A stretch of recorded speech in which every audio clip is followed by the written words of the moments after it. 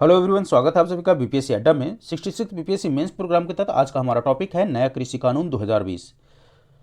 यह टॉपिक आपके आगामी 66 बीपीएससी मेंस के अलावा BPSC CDPO mains, UPPCS mains, UPSC mains एवं अन्य सभी मेंस के लिए इंपॉर्टेंट होगा। इस टॉपिक के जो तीनों फॉर्म बिल हैं उन सभी की चर्चा हम करेंगे, लेकिन उससे पहले हम आपको बता दें कि इस टॉपिक को अप्रोच कैसे करना है। यह टॉपिक काफ़ी ही बर्निंग हो गया है, तो हमें पॉलिटिकली इस टॉपिक को अप्रोच नहीं करना है, क्योंकि हम एक पीसीएस स्टूडेंट हैं, यूपीएससी स्टूडेंट हैं। तो आप अगर यूपीएससी स्टूडेंट हैं तो यूपीएससी स्टूडेंट की तरह ही आपको अप्रोच करना है। सबसे पहले आपको समझना होगा कि आप अगर यूपीएससी स्टूडेंट हैं तो आप सरकार के साथ काम करने जा रहे हैं, तो आपको टोटल की टोटल नेगेटिव साइड नहीं होना है। इस टॉपिक के बारे में आपको बैलेंस अप्रोच लेके चलना है। क्या है फॉर्म बिल, सबसे पहले हम उसको डिस्कस करेंगे कि तीनों फॉर्म बिल है क्या, इसको लाने की आवश्यकता क्यों पड़ी, क्या फायदे हो सकते हैं इस फॉर्म बिल से, ये पॉजिटिव एस्पेक्ट को हम डिस्कस करेंगे। उसके बाद अगर क्वेश्चन में क्रिटिकली एनालाइज क्वेश्चन के लिए बोला जाता है, तो अब आपको क्या है उससे होने वाले घाटा को भी बताना है। हम सभी चीज़ों को डिस्कस करेंगे इस क्वेश्चंस में कि क्या इसके पॉजिटिव एस्पेक्ट हो सकते हैं, क्या निगेटिव एस्पेक्ट हो सकते हैं, और क्या शांता कुमार कमेटी का रिपोर्ट है। शांता कुमार कमेटी का रिपोर्ट डिस्कस करने के पीछे यह उद्देश्य है, क्योंकि अगर आप इस क्वेश्चन को अप्रोच कर रहे हैं और शांता कुमार कमेटी का रिपोर्ट को नहीं डिस्कस करते हैं तो क्वेश्चन आपका इनकम्प्लीट हो जाता है। बिकॉज ये जो लॉ है, एक तरीके से गवर्नमेंट बार बार बोल रही है कि शांता कमेटी की रिपोर्ट के रिकमेंडेशन के आधार पर आधारित है, तो सबसे पहले आपको समझना भी होगा कि शांता कुमार कमेटी ने क्या रिकमेंडेशन दिया था फॉर्म में सुधार के लिए। तो चलिए हम डिस्कस करते हैं आज का टॉपिक। उससे पहले यदि आप हमारे चैनल से अभी तक नहीं जुड़े हैं तो चैनल को सब्सक्राइब कर लीजिए और बेल आइकन को प्रेस कर दीजिए। इससे आपको यह फायदा होगा कि जैसे ही वीडियो अपलोड हो आपको नोटिफिकेशन मिल जाएगा प्रायर। तो चलिए देखते हैं कि क्या है इसके पॉजिटिव एस्पेक्ट और नेगेटिव एस्पेक्ट, और क्या है शांता कुमार कमेटी की रिपोर्ट, और कैसे आप इस इनपुट को यूज आप अपने मीन्स आंसर राइटिंग में कर सकते हैं। देखिए, हाल ही में सरकार ने 3 कृषि कानून बिल पास किया था। जो तीनों विधेयक पास किए उसमें क्या था कि कृषि उपज व्यापार और वाणिज्य संवर्धन और सुविधा विधेयक, पहला जो है वो है कृषि उपज व्यापार और वाणिज्य संवर्धन और सुविधा विधेयक 2020। अर्थात अगर हम इसको इंग्लिश में बोले तो ये है the farmers produce trade and commerce promotion and felicitation act 2020। अब देखिए इसमें क्या है, इसमें क्या कहता है कि आपका जो कृषि उपज व्यापार वाणिज्य संवर्धन जो है और सुविधा विधेयक है, इसमें आपको एरिया को वाइडन कर दिया गया है। होता क्या है कि जनरली आप देखिएगा, अगर बिहार को और यूपी को हम छोड़ दें तो पंजाब हरियाणा वगैरह में क्या है कि मंडियां हैं, ये एपीएमसी मंडियां हैं, और इसी में किसान जो है ये अपना उपज को बेचते हैं। सरकार अब ये कह रही है कि आपको मंडिया में बेचने के अलावे आप कहीं भी बेच सकते हैं। इस मंडी के अलावे आप कहीं भी बेच दीजिए, कोई दिक्कत नहीं है। अर्थात आपकी जो एरिया है वो एक्सपैंड कर दी गई है। It expands the scope of trade areas of the farm produce from the select area to any place of the production, collection and aggregation. आप इसको कहीं भी बेच सकते हैं, प्रोडक्शन को, कलेक्शन कहीं भी इसको जमा कर सकते हैं, इसमें कोई दिक्कत नहीं है। अब चूंकि इसमें निगेटिव एस्पेक्ट क्या है कि कैसे लोगों को ये डर सता रहा है कि मंडियां खत्म हो जाएगी, और क्या यह बिल जो है फार्मर का ही कंसर्न है, इसको भी हम देखेंगे। लेकिन सबसे पहले हम पॉजिटिव एस्पेक्ट देख रहे हैं, तो पॉजिटिव एस्पेक्ट को ही चर्चा करेंगे यहाँ पर। तो जो जैसा कि हमने डिस्कस किया कि जो पहला बिल है वो है कृषि उपज व्यापार और वाणिज्य संवर्धन और सुविधा विधेयक 2020। तो इसमें सिर्फ आपको एरिया को एक्सपैंड किया गया है। ये ऑल सरकार के द्वारा जो टैक्स लगता है कि अगर आप कोई चीज़ बेच रहे हैं, जैसे मंडियों में जाते हैं तो उसमें क्या होता है कि टैक्स लगता है, उस सिस्टम को भी खत्म करने की कोशिश किया जा रहा है कि अगर आप इस मंडी को बाहर बेचते हैं तो आप पर कोई टैक्स सरकार के द्वारा नहीं लगाया जाएगा। दूसरी चीज, जो दूसरा बिल है वो क्या कहता है, दूसरा बिल कहता है कृषि सशक्तिकरण एवं संरक्षण कीमत आश्वासन समझौता और कृषि सेवा पर करार विधेयक 2020। अर्थात जो farmer empowerment protection agreement on price assurance farm services act 2020। ये क्या करता है, ये एक तरीके से कॉन्ट्रैक्ट फार्मिंग है। सपोज दैट ये एक फर्म है, मान लेते हैं लेज है, लेज कंपनी है या पेप्सी को कुछ भी है, इसको मान लेते हैं आलू चाहिए, ठीक है, और यहाँ पर फार्मर है, इस गांव के फार्मर है, ये सब इससे ये इन्होंने भाई कॉन्ट्रैक्ट फार्मिंग किया, ठीक है। कॉन्ट्रैक्ट फार्मिंग में बोला कि आप ये हो सकता है कि ये चावल गेहूँ ये सब उपजा रहे होते, अब इनको ये बोलेगा कि भाई आपको आलू उपजाने हैं। अब जो कीमत डिसाइड है वो बिचौलिया ना करके ये दोनों मिलकर करेंगे, ठीक है। ये दोनों को अगर पसंद आए तो अब ये कॉन्ट्रैक्ट फॉर्म करेंगे। सेकंड लॉ में यही प्रोविजन किया गया। थर्ड जो है वो है आवश्यक वस्तु संशोधन विधेयक 2020, अर्थात इसेंशियल कमोडिटीज एक्ट 2020। अब देखिए ये विधेयक जो है ना, इसको समझिए, इसमें क्या कहा गया है। इसमें यही कहा गया है कि जो आपको फूड स्टफ है, जैसे दाल, प्याज, टमाटर, ये सब पर जो होर्डिंग का, अर्थात जो आप काला बाजारी, एक तरीके से हम इलीगल लैंग्वेज में बोलते हैं, मान लेते हैं आपको स्टोरेज कैपेसिटी जो है, आप इसको स्टोर कर सकते हैं, आप कोई लिमिट नहीं है इसको। अब देखिए कितना बिल के बारे में ये जो चर्चा किया गया है, इसके नेगेटिव साइड ये है कि आपने देखा होगा कि पहले जो है होर्डिंग पर एक कानून बनाया गया था, कानून ले आया गया है ना, और उसके बाद उसमें अमेंडमेंट कर दिया गया कि इसेंशियल कमोडिटीज को है आप कर सकते हैं, सिवाय दो केस दिया गया है, एक युद्ध है और एक आपदा। इस दो केसों में आप होर्डिंग नहीं कर सकते हैं। तो इसके नेगेटिव पहलू को हम देखेंगे। तो सबसे पहले आप देखते हैं कि इस विधेयक के लाने की आवश्यकता क्यों पड़ी। अब देखिए ये जो लॉ पास किया गया विधेयक के द्वारा पास किया गया है, तो आखिर क्यों विधेयक को इतना लाने की आवश्यकता पड़ गया। 1991 में हुए आर्थिक सुधारों के दौर में देश का कृषि क्षेत्र अलग छूट गया था। इसका पूरा नियमन कृषि उपज विपणन समिति के द्वारा ही किया जा रहा था। इस कानून में किसान अपनी उपज मंडियों के माध्यम से ही बेच सकते थे। धीरे धीरे इन मंडियों का स्वरूप बदलता गया, आढ़तियों की मनमानी चलने लगी और मूल्यों में पारदर्शिता खत्म हो गई। देखिए अगर आप एक स्टूडेंट के रूप में लिख रहे हैं तब आपको कैसे अप्रोच कर रहा है, हम वहाँ ये समझाने की कोशिश कर रहे हैं। आप फॉर्म बिल के बारे में जानते हैं, आपने ऑलरेडी मन बना लिया है, लेकिन कैसे एक स्टूडेंट के रूप में आपको अप्रोच करना है, इसकी चर्चा यहाँ हम करेंगे। दूसरी चीज, 1991 में आगे बढ़ते हुए भारत की कृषि संबंधी स्थिति बदलती गई। हमारा देश खाद्यान्न के अतिरिक्त उपज केंद्र बन गया। इसे देखते हुए स्थानीय मंडियों की प्रतिस्पर्धा बनना आवश्यक हो गया था। किसानों को उपज बेचने के लिए कई थोक और खुदरा विक्रेताओं तक पहुंच बनानी थी। अनुबंध कृषि को खाद्य प्रसंस्करण उद्योग से जोड़ने की नितांत आवश्यकता महसूस की जा रही थी, अर्थात जिस कॉन्ट्रैक्ट फार्मिंग की बात कर रही थी सरकार। आवश्यक वस्तु कानून को कोल्ड चेन में निवेश को बाधित किया जा रहा था। अब विधेयक से क्या लाभ हुआ, जो विधेयक लेके आया और उसके बाद फॉर्म जो सरकार के द्वारा, प्रेसिडेंट के द्वारा 27 सितंबर को मंजूरी दे दी गई और कानून बना दिया गया, उससे क्या फायदा। किसान खाद्य प्रसंस्करण उद्योग से सीधे समझौता करके प्रसंस्करित होने योग्य किस्मों का उत्पादन कर सकेंगे। इसके लिए उन्हें अच्छी कीमत मिल सकेगी। वे अपने मनचाहे स्थान और खरीदार को उपज बेच सकेंगे। कृषि सेवा प्रदाताओं से सीधे समझौता कर सकेंगे। कृषि को सेवा के रूप में उपलब्ध कराने के लिए अनेक स्टार्टअप काम कर रहे हैं, जो AI की मदद से, अर्थात आर्टिफिशियल इंटेलिजेंस की मदद से उपज की परख करके उसका सही मूल्य आंकने में किसानों की मदद करते हैं। कृषि क्षेत्र में तकनीक के इस्तेमाल को बढ़ावा देने से सुधारों को गति मिलने की पूरी उम्मीद है।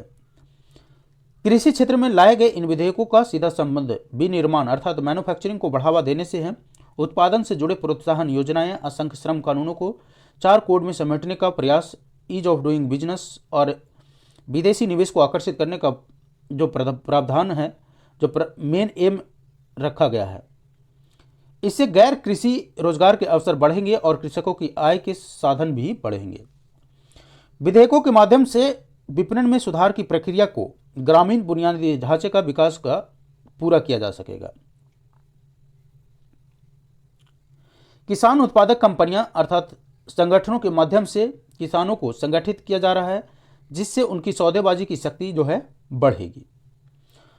भारत दूध का सबसे बड़ा और अनाज, फल, सब्जी, मछली का दूसरा सबसे बड़ा उत्पादक देश है। फिर भी वैश्विक खाद्य निर्यात बाजार में हमारा योगदान मात्र 2.3% है।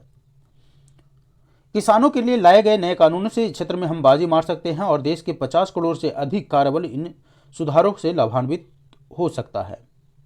जैसा कि आपको मालूम है कि भारत दूध का सबसे बड़ा और अनाज, फल, सब्जी एवं मछली का दूसरा सबसे बड़ा उत्पादक है। फिर भी जो वैश्विक खाद्य निर्यात है उसमें हमारा योगदान मात्र 2.3% है। सरकार अर्थात इस बिल के पॉजिटिव एस्पेक्ट की बात करें तो ये है कि किसानों के लिए लाए गए नए कानूनों से इस क्षेत्र में हम बाजी मार सकते हैं और देश का 50 करोड़ से अधिक कार्यबल इन सुधारों से लाभान्वित हो सकता है।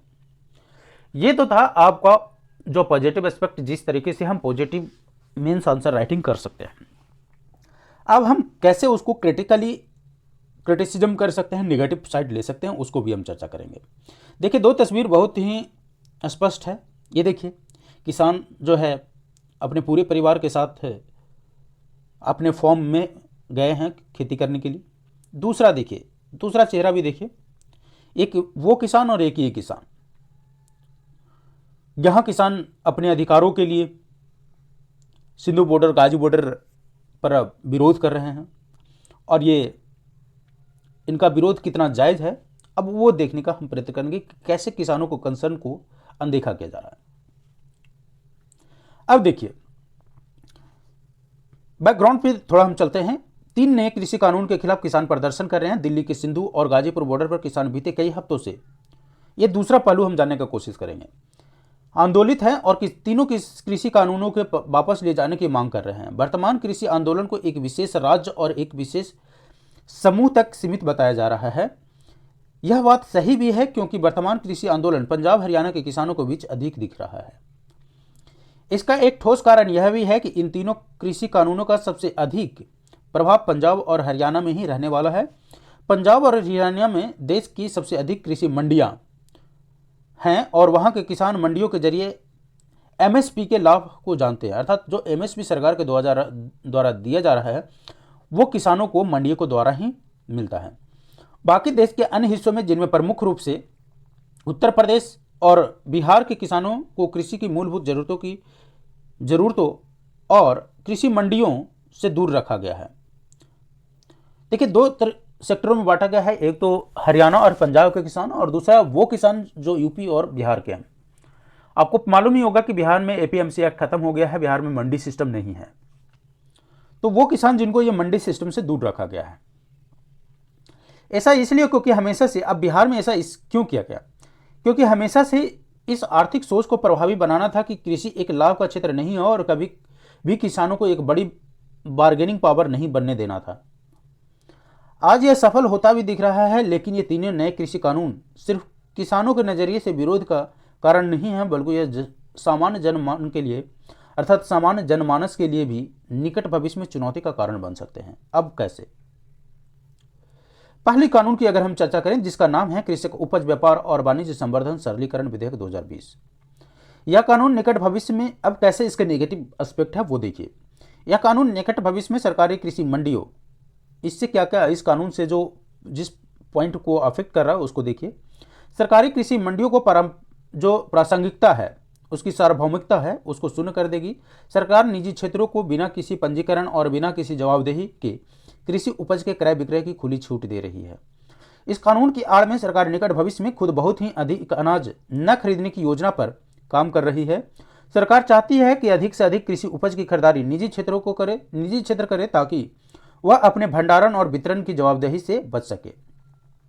अर्थात कहने का मतलब यह है कि सरकार अब यहाँ ये चाह रही है कि जो इसकी स्टोरेज जो एफसीआई कर रही थी वो अब प्राइवेट कंपनियां करें, जिससे सरकार को यह फायदा होगा कि जो उनको फूड सिक्योरिटी के लिए स्टोरेज करने की जरूरत पड़ती थी उसकी आवश्यकता ना पड़े उसे। अब देखिए, इसके अगर मान लेते सरकार ऐसा नहीं करता तो क्या हो सकता है। सोचिए, अगर निकट भविष्य में कभी कोरोना जैसी विषम परिस्थिति का सामना करना पड़े तो उस दौरान सरकार खुद लोगों के बुनियादी खाद्य सामग्री उपलब्ध कराने के लिए निजी क्षेत्र से खरीदारी करेगी। वहीं आज इसे अपने बड़े एफसीआई गोदामों से लोगों को मुफ्त में उपलब्ध करा रही है। अब देखिए, आज इनके पास एफसीआई गोदाम है, तो आज के समय में आपको मालूम है कि सरकार कितनी आसानी से उत्पन्न हुए विपदा अर्थात कोरोना के समय सभी को अनाज मुहैया कराया। तो क्या यही चीज अगर प्राइवेट कंपनियां करेगी तो क्या संभव हो पाएगी?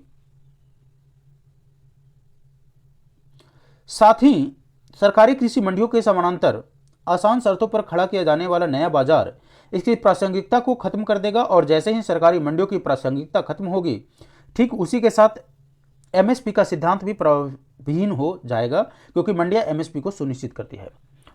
देखिए, किसानों का यह कहना है कि धीरे धीरे जो सरकार है ये मंडी सिस्टम को खत्म कर देगी, और मंडी सिस्टम को खत्म करने के साथ ही ये जो एमएसपी का लाभ किसानों को मिल रहा था वो भी खत्म हो जाएगा। ये पंजाब और हरियाणा के किसानों का ये पॉइंट है, ये दलील है। अब आगे देखते हैं, सरकार के द्वारा बिहार मॉडल की भी चर्चा की गई है वहाँ पर। अब कैसे ही, चूंकि आप बिहार के बीपीएससी मेंस आंसर राइटिंग लिख रहे होंगे और बिहार की चर्चा ना करें तो आपका क्वेश्चन इनकम्प्लीट ही है। क्वेश्चन में ही आएगा आपको बिहार के परिप्रेक्ष्य में। अब देखिए हैं कि क्या है बिहार का इसमें रोल क्या है। देखिए, सरकार कह रही है कि निजी क्षेत्र के आने से किसानों को लंबे समय से फायदा होगा, है ना। सरकार का ये कहना है कि प्राइवेटाइजेशन को अगर हम लाते हैं तो निजी क्षेत्रों को जो किसानों को फायदा होगा। यह दीर्घकालीन नीति है। लेकिन बिहार में सरकारी मंडी व्यवस्था तो 2006 में ही खत्म हो गई थी। अर्थात सरकारी मंडी सिस्टम जो पंजाब और हरियाणा में चल रही है वो व्यवस्था जो है बिहार में 2006 में ही खत्म हो गई थी। 14 वर्ष बीत गए, यह लंबा ही समय है। 14 वर्ष एक बहुत लंबा समय होता है। अब जवाब यह है कि वहां कितना निवेश आया, अर्थात बिहार में कितना निवेश आया, यहां के किसानों को क्यों आज सबसे कम दाम पर फसल बेचनी पड़ रही है, अर्थात बिहार के किसान सबसे कम दाम पर फसल बेच रहे हैं। अगर यहां इसके बाद कृषि क्रांति आ गई थी तो मजदूरों को पलायन सबसे ज्यादा आप देखेंगे कि बिहार से ही हो रहा है। क्यों नहीं बिहार कृषि आय में अग्रणी राज्य बना, क्यों नहीं वहां के किसानों की आत्महत्याएं रुकी। इस तरह के कई सवाल जो हैं इसके पहलू में किए जा सकते हैं। अगर मंडी सिस्टम्स, सरकार की जो दलील है, आर्गुमेंट है कि मंडी सिस्टम्स इसका को खत्म, अर्थात मंडी सिस्टम से बाहर निकलने से, तो देखिए ये तो एक पहलू था। बिहार के दलील दिया गया है कि किस तरह से बिहार में सरकारी मंडी व्यवस्था 2006 में खत्म हो गई तो क्यों आय एक नहीं बढ़ा गया। लेकिन मंडी, अब हमारा पक्ष देखिए, अब आप अपना पक्ष भी रख सकते हैं। यहाँ पर अपना पक्ष क्या रख सकते हैं, अपना पक्ष ये है कि दोनों पहलू ठीक हैं। दोनों पहलू में कहने का मतलब एपीएमसी मंडी भी ठीक है और बाहर बेचने का जो सरकार के द्वारा फैसला किया गया है वो भी सही है अपनी जगह पर, क्योंकि आज़ादी तो दोनों को होनी चाहिए भाई। किसी एक की मनमानी कहीं नहीं चलना चाहिए, मोनोपोली नहीं चलनी चाहिए। ऐसा नहीं होना चाहिए कि एपीएमसी मंडी में ही बेचे। हाँ, अगर एपीएमसी मंडी में कोई कमियां थी, एपीएमसी मंडियों की संख्या कम थी, तो सरकार उसको बढ़ा सकती थी। सरकार को बढ़ाने से फायदा यह होता है कि वो किसान जो है, अर्थात मंडियां जो है किसानों से ज्यादा खरीदारी कर सकती थी। अब चूंकि मंडी सिस्टम अगर खत्म हो जाता है तो प्राइवेट कंपनियां अभी तो शुरुआत में तो उनसे खरीद लेगी, बाद में वो बार्गेनिंग करना शुरू कर देंगे। वो अगर नहीं खरीद पाते तो उस स्थिति में किसान क्या करेगा। इस सारे पहलू को आपको टच करने हैं। दूसरा कानून देखते हैं। दूसरा कानून कृषि कीमत आश्वासन और कृषि सेवा करार विधेयक 2020 है, जिसकी अधिक चर्चा कॉन्ट्रैक्ट फार्मिंग के रूप में किया जा रहा है। अब देखिए, इसकी निगेटिव हमने पढ़ा था कि कॉन्ट्रैक्ट फार्मिंग का जो है पॉजिटिव एस्पेक्ट क्या है, कि कॉन्ट्रैक्ट फार्मिंग में क्या होता है। जनरली कि आप कॉन्ट्रैक्ट फार्मिंग को हम समझते हैं कि क्या होता है, उससे फायदे भी हैं। उससे फायदे ये हैं कि भाई अगर हमको प्रॉफिट हो रहा है, हमको एक बड़ी कंपनियां ज़्यादा मुनाफा दे रही है, अगर वो बोले कि हमको टोमेटो चाहिए तो हम सिर्फ टमाटर नहीं लगाएंगे, हमको धान लगाने की आवश्यकता नहीं है, और अगर उसी कीमत पर हमको पैसा मिल जाता है तो ये फायदे की बात है किसान के लिए, इसमें कोई दिक्कत नहीं है। अब देखिए इसके निगेटिव एस्पेक्ट कैसे ढूंढेंगे हम। इस कानून का जो विरोध हो रहा है इस तथ्य पर हो रहा है कि इसके जरिए किसानों को विवाद की स्थिति में सिविल कोर्ट जाने से रोका गया है। ये बिल्कुल गलत बात है। अगर विवाद हो जाता है, डिस्प्यूट मैकेनिज्म तो होना चाहिए ना भैया। डिस्प्यूट मैकेनिज्म नहीं होगा तो किसान अपने जो राइट हैं उसको कैसे उपयोग कर पाएगा। मान लेते हैं कॉन्ट्रैक्टर के बीच, कॉन्ट्रैक्ट फार्मिंग कोई किसान किया और उसके बीच कोई डिस्प्यूट हो गया और आप ये बोलते हैं कि सिविल कोर्ट नहीं जाने दिया जाए, एक गलत बात है। ये डेमोक्रेसी है, डेमोक्रेसी में हर किसी का अधिकार है कि भाई वो अपने अधिकारों के लिए लड़े। यह बिल्कुल ठीक विरोध है। अब विरोध ठीक क्यों है, क्योंकि लेकिन इसके साथ ही साथ एक और हिस्सा है जहां ध्यान देने की जरूरत है। कॉन्ट्रैक्ट फार्मिंग में इस कानून की वजह से देश के भूमिहीन किसान, जिनके पास भूमि नहीं है, के लिए एक बहुत बड़े वर्ग के जीवन पर गहरा संकट आने वाला है। हमें उसके बारे में भी सोचना है। वैसे किसान जो भूमिहीन है लेकिन किसान है, समझिए इस बात को। 2011 के जनगणना के अनुसार देश में 26.3 करोड़ परिवार खेती किसानों के कार्यों में लगे हुए हैं। इसमें से महज 11.9 करोड़ किसानों के पास खुद की जमीन है। ये डाटा आपके एग्जाम के लिए काफ़ी इंपॉर्टेंट है। जबकि 14.43 करोड़ किसान भूमिहीन हैं और भूमिहीन किसानों की एक बड़ी संख्या बटाई पर खेती करती है। भूमि के मालिक से कुल पैदावार की आधी फसल बटाई बोई जाती है। ग्रामीण इलाकों का यह अपना एक प्रचलित खेती करने का तरीका है। इस नए कानून के जरिए पूंजीपतियों को कॉन्ट्रैक्ट फार्मिंग के लिए खुली छूट दे दी जा रही है। अब ये सोचने का विषय यह है कि गांव का कोई भूमिहीन किसान इन बड़े निजी क्षेत्र के फर्मों से मुकाबला कैसे करेगा। एक बड़ी कंपनी बड़ी आसानी से किसी किसान से उसकी भूमि 5 साल की अवधि के लिए एक मुश्त एडवांस ले सकती है, लेकिन गांव का एक भूमिहीन किसान यह करने में असमर्थ रहेगा। ऊपर से भारत के किसानों का एक बड़ा हिस्सा अशिक्षित है, जो कि कानूनी अनुबंध करने में खुद से असहज पाएगा। ऐसी परिस्थिति में भूमिहीन किसानों का पूरा जीवन खत्म हो जाएगा।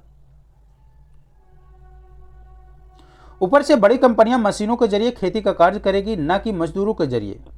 इसलिए बहुत अधिक बेरोजगार उत्पन्न, अर्थात रोजगार तो उत्पन्न होंगे नहीं, बेरोजगारी ही उत्पन्न होंगे। यह कानून देश के 14 करोड़ भूमिहीन किसानों के भविष्य को प्रभावित करने जा रहा है। यह निगेटिव एस्पेक्ट हो गया। तीसरा कानून देखते हैं, जो कि आपको स्टोरेज वाली है, अर्थात आप स्टोर कर सकते हैं इसेंशियल कमोडिटीज को, जिसमें अमेंड किया गया। तीसरा कानून आवश्यक वस्तु संशोधन विधेयक 2020 है। यह कानून आने वाले निकट भविष्य में खाद्य पदार्थों की महंगाई का दस्तावेज है। यह कानून के जरिए निजी क्षेत्रों को असीमित भंडारण की छूट दी जा रही है। उपज जमा करने के लिए निजी निवेश को छूट होगी। सरकार को पता नहीं चलेगा कि किसके पास कितना स्टॉक है और कहाँ है। यह जमाखोरी और कालाबाजारी को कानूनी मान्यता देने जैसा है। वहीं इस कानून को में स्पष्ट लिखा है कि राज्य सरकारें असीमित भंडारण के प्रति तभी कार्रवाई कर सकती है जब वस्तुओं की मूल्य वृद्धि बाजार में दोगुनी होगी। एक तरीके से देखें तो यह कानून महंगाई बढ़ाने की भी खुली छूट दे रही है। विपरीत हो चुकी आर्थिक स्थिति के बीच यह कानून देश के मध्य आय वर्ग एवं निम्न आय वर्ग के बुनियादों को गंभीर रूप से नुकसान पहुंचाने वाला है। समय रहते सरकार को चाहिए कि इन तीनों कानूनों का उचित हल निकाला जाए। वजह है कि यह आंदोलन भूमिहीन किसानों के रास्ते होते हुए मध्य एवं निम्न आय वर्ग को भी जोड़ेगा। आने वाले भविष्य में जब यह दोनों वर्ग भी खुद को इन कानूनों के जरिए ठगा हुआ महसूस करेंगे तो आंदोलन की रफ्तार और तेज हो जाएगी। अब हम देखेंगे कि शांता कुमार कमेटी का जो रिपोर्ट था वो क्या था, अर्थात सुझाव, जो शांता कुमार कमेटी का जो सुझाव था वो क्या था। शांता कुमार समिति की अध्यक्षता में वर्ष 2014 में 6 सदस्यीय समिति का गठन किया गया था। इस समिति को यह सुझाव देना था कि किस प्रकार भारतीय खाद्य निगम अर्थात एफसीआई के वित्तीय प्रबंधन तथा अनाज के क्रय, भंडारण और वितरण में संचालनात्मक कौशल कैसे लाया जाए। ये मेन टास्क दिया गया था शांता कुमार कमेटी को और उनके टीम को। उनके जो रिपोर्ट दिया गया था उसमें देखिए क्या क्या दिया है। सरकार को चाहिए कि अनाज जमा करने के लिए काम केंद्रीय गोदाम निगम अर्थात CWC, राज्य गोदाम निगम तथा निजी क्षेत्र के प्रतिष्ठानों को दे दे। गोदाम, शीत भंडार और अन्य अवसंरचनाओं के निर्माण के लिए सरकार PPP मॉडल के आधार पर एक नई प्रणाली लाए, जिसका नाम होगा निजी उद्यमी प्रतिभूति योजना अर्थात प्राइवेट एंटरप्रेन्योर गारंटी स्कीम। अनाज रखने के लिए बोरों की जगह साइलो का प्रयोग होना चाहिए, क्योंकि भंडारण के लिए ये अधिक कारगर सिद्ध हो सकते हैं। ये सब शांता कुमार कमेटी का रिपोर्ट है। अनाज के क्रय से लेकर उसके खुदरा वितरण तक के कारोबार के लिए रेल संपर्क की सुविधा के साथ साथ कंप्यूटर का प्रयोग का प्रावधान किया जाए और ऑनलाइन ट्रैकिंग की व्यवस्था भी रखी जाए। खाद्य सुरक्षा अधिनियम के अधीन लाभार्थियों की संख्या को वर्तमान 67% से घटाकर 40% किया जाए। निजी प्रतिष्ठानों को अनाजों के क्रय एवं भंडारण की अनुमति दिया जाए, जैसा कि किया गया है। राज्यों द्वारा किसानों को न्यूनतम समर्थन मूल्य अर्थात MSP पर दिए जाने वाला बोनस बंद कर दिया जाए। ये शांता कमेटी का रिपोर्ट ही है, जिस पर MSP, जो किसानों का जो भय है कि MSP खत्म हो जाएगा। MSP आपको मालूम ही होगा क्या है। MSP मिनिमम सपोर्ट प्राइस, जो कि सरकार फसल बोने से पहले उसको तय करती है कि भाई कुछ भी हो जाए, अगर मार्केट में फ्लक्चुएशन आता भी है, रेट में कमी आती है, तो हम इसी मूल्य पर खरीदेंगे। That is known as MSP। एक फिक्स प्राइस होता है प्री सोइंग, अर्थात फसल बोने से पहले एक फिक्स प्राइस सरकार के द्वारा किया जाता है और उसी पर सरकार खरीदती है, अर्थात मंडियाँ खरीदती हैं। हमारे केस में FCI, बिहार के केस में तो FCI ही खरीदती हुई है। नगद स्थानांतरण प्रणाली अपनाई जाए, अर्थात कैश ट्रांसफर सिस्टम को अडॉप्ट किया जाए, जिससे न्यूनतम समर्थन मूल्य और खाद्य सब्सिडी की राशि किसानों एवं खाद्य सुरक्षा लाभार्थियों के खाते में सीधे जमा जाए। शांता कुमार कमेटी का यह रिपोर्ट है कि MSP जो सिस्टम है ना, उसको खत्म करके डायरेक्ट बेनिफिट सिस्टम को अडॉप्ट किया जाए। अर्थात जितना पैसा हम MSP के थ्रू दे रहे हैं किसानों को, वो किसानों को नहीं मिल पा रहा है, उसके जरिए उनको खाते में डायरेक्ट अकाउंट में डाल दिया जाए। भारतीय खाद्य निगम अनाज की खरीद उन्हीं राज्यों में करे जहां बहुत कम मात्रा में ऐसी खरीद हो पाती है। कहने का अभिप्राय यह हुआ कि जो राज्य क्रय के मामले में अच्छा काम कर रहे हैं, जैसे हरियाणा, पंजाब, आंध्र प्रदेश, छत्तीसगढ़, मध्य प्रदेश और उड़ीसा, वहां खरीद का काम राज्य सरकार ही करे। सरकारी लेवी चावल की नीति समाप्त कर दें। ज्ञातव्य है कि लेवी चावल वह चावल होता है जो सरकार मिलों से अनिवार्य रूप से लेती है। सरकार के द्वारा लिए जाने वाला चावल अलग राज्यों में कुल उत्पादन का 25 से 75% होता है। नियम यह है कि लेवी चावल दे देने के बाद बचे चावल को ही मिल खुले बाजार में बेच सकते हैं। खाद्य प्रक्षेत्र का नियमन बंद कर दिया जाए, अर्थात उसे मुक्त छोड़ दिया जाए तथा किसानों को प्रति हेक्टेयर 7,000 रुपये की नगद सब्सिडी दिया जाए। शांता कुमार समिति ने आह्वान किया है कि गोदाम रसीद की प्रक्रिया जो पराक्रम प्रणाली है, अर्थात नेगोशिएबल बेयरेबल रेसिप्ट NWR स्थापित किया जाए। NWR के बारे में आपने पढ़ा ही होगा। नई प्रणाली में किसान अपनी पैदावार पंजीकृत गोदामों में जमा कर सकेंगे और बैंकों से अपनी पैदावार पर 80% का अग्रिम न्यूनतम समर्थन मूल्य MSP के आधार पर ले सकेंगे। अर्थात जो NWR रेसिप्ट है, आप अगर कोई कोल्ड स्टोरेज में आप जमा करते हैं, सपोज दैट आपने आलू जमा किया तो उसके बदले आपको एक रेसिप्ट मिलेगा जिसको हम बोलते हैं नेगोशिएबल बेयरेबल रेसिप्ट अर्थात NWR। इसमें क्या हो जाएगा, अगर इस रसीद को दिखाकर आप बैंकों से लोन लेना चाहते हैं तो इस पर लोन भी मिल जाएगा आपको। समिति का सुझाव है कि बफर भंडार वफर स्टॉक के लिए एक स्पष्ट और पारदर्शिता तरलता नीति अपनाई जाए और इसके लिए भारतीय खाद्य निगम को अपना काम करने में अधिक लचीलापन दिया जाए। निगम को चाहिए कि वह आवश्यकता अनुसार अधिकाई भंडार को निर्यात में लगाया जाए। अब देखिए इस कमेटी का रिपोर्ट को, ये कंक्लूजन जो है कमेटी के रिपोर्ट पर है। इस प्रकार आवश्यकता यह है कि अपनी अनाज प्रबंधन प्रणाली सुधार के लिए ठोस कदम अपनाया जाए। इसके लिए एक नई विशेषज्ञ समिति बनाने की आवश्यकता नहीं है। यदि सरकार ऊपर लिखे सुझावों पर चलती है तो प्रति वर्ष 50,000 करोड़ रुपये अतिरिक्त बचा सकती है। साथ ही सरकार राजकोषीय घाटे को कम करने में सफल हो सकती है और यदि तेजी से भंडारित अनाज बाहर निकल जाए तो मुद्रास्फीति पर भी लगाम लगेगी। ये जो कंक्लूजन है वो शांता कुमार कमेटी के रिपोर्ट का है। तो आप तीनों पहलू को आप देखें कि कैसे पॉजिटिव एस्पेक्ट हो सकता है, नेगेटिव एस्पेक्ट हो सकता है। शांता कुमार कमेटी है बिहार का, जो जिस APMC मंडी को खत्म करने का सिस्टम जो 2006 में खत्म किया गया था, उसका क्या रोल है और उससे क्या फायदा हुआ बिहार को, क्या घाटा हुआ, इन सभी चीज़ों पर आप डिस्कस कीजिएगा। इस अगर क्वेश्चन आता है मेंस में तो सभी पहलू को टच कीजिएगा। इस इनपुट का उपयोग आप अपने मेंस आंसर राइटिंग में कर सकते हैं। अगर आपको इस टॉपिक से संबंधित कोई डाउट है, कोई कंसर्न है तो आप कमेंट सेक्शन में लिख के हमसे पूछ सकते हैं। अगर आपको कोई टॉपिक इसमें बताए गए कोई टॉपिक्स को समझ में नहीं आता है या कोई अन्य टॉपिक समझ में नहीं आता तो कमेंट सेक्शन में लिखिए, हम उसको जरूर कवर करेंगे। अगर आपको हमारा वीडियो अच्छा लगे तो अपने दोस्तों को भी शेयर जरूर करें और लाइक बटन को प्रेस जरूर करें। Thank you.